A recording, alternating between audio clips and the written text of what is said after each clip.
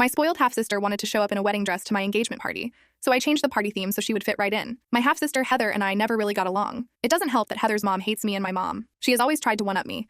She thinks she is better than me and tells all our cousins that I am insecure because my dad chose their family over my mom and me. She never fails to make all my life events all about her, like my graduation party where she announced that she was accepted into a prestigious university. Now my fiancé and I got engaged last month and had our engagement party this Saturday. We had planned it originally as a casual, formal event. Nice dresses, but not, I am going to the Met Gala ball nice. More like, we are going to a good restaurant nice. Anyway, my cousin hits me up saying she has to show me something. It was the picture of the dress Heather was gonna wear. This dress? Jesus Christ. It can only be described as opulent. It was long and white strapless with sewn-in crystals and golden accents. I'm pretty sure it's a wedding dress, but I can't be 100%. This made me really mad.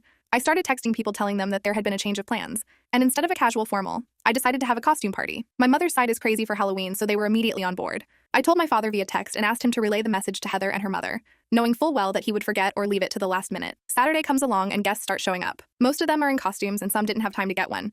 We just provided them with fun hats and cheap wigs. My fiancé was dressed as Bubbles and I was dressed as Moto Hojo. Heather, my dad, and her mother came like 1 hour late.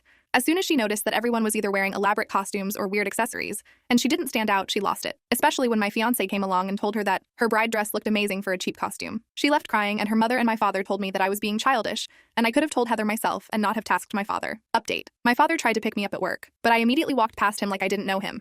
So he walked next to me while I went to my car. While walking, he was trying to get me to apologize to Heather and her mom. He said that I should be the bigger person, and that I know how both of them are. I just told him that he must be mistaken because my father is dead. He stopped and just stood there as I drove off. The next day, I got a cease and desist letter from my half-sister. It was very vague and weird, but we quickly found out that it was only a Google copy of pasta. Then my stepmother followed me to the supermarket and tried to intimidate me to apologize to Heather. She made the produce wildly uncomfortable. I reported her to security and she was escorted out of the supermarket.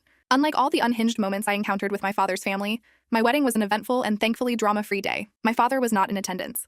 After my engagement party, I realized that he would never choose me willingly. Even if he loves me, he doesn't love me enough to stand up for me. He constantly allows his wife and daughter to walk over me and even become abusive. So I wrote him a lengthy email from my old school days email account. It detailed my resentful feelings against him and uninvited him from the wedding. Then I logged out. I also blocked him and his family from all access, and I went cold turkey, freezing even. I changed phone providers and deleted my social media accounts for a while. He did try to contact me through my mother. She said it was just upsetting, so I told her I did not want to know. I just cut him off.